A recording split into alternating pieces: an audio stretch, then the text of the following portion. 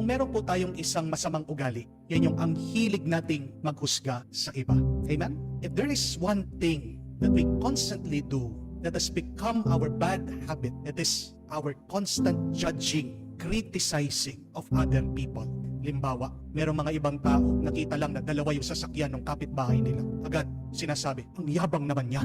Dinakadalawa-dalawa pa niya yung sasakyan niya. Sino ba siya? Anong pakialam mo kung dalawa yung sasakyan niya? Hindi mo naman talaga alam yung buhay niya. Baka kailangan talaga niyang dalawang sasakyan. Bakit kailangan mo siyang husgahan? Ikaw bang nagbabayad doon sa mga sasakyan na yon? Diba hindi?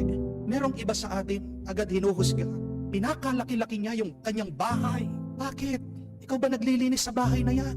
Merong mga iba, sinasabi, aba, pinapagod niyang sarili niya. Ang init-init, nagwawalis. Ano sa'yo? Kung talagang gusto niya magpapawis, baka mataas yung kolesterol niya. Pag namatay siya, di makipaglamay ka. Problema niya yon. Kung mahilo siya, di po ba? May sarili kang buhay, buhayin mo. Kung gusto nilang magpawis, mainitan, problema ng ibang tao yon. Amen? Alam niyo po kung sino yung mga pinaka-judgmental? Sino yung mga mahilig mangutya ng iba? Kayong mga babae. Amen? Paumanhin po. Pero totoo o totoo? Totoo. Kung minsan, magkakaibigan na yan ha. Pag umalis yung kaibigan nila, sila-sila, kinukutya ang bawat isa. Ang taba ng kumari natin ngayon. Nakita mo ba yung mga bilbil niya? Anong pakialam mo kung hilig niyang kumain?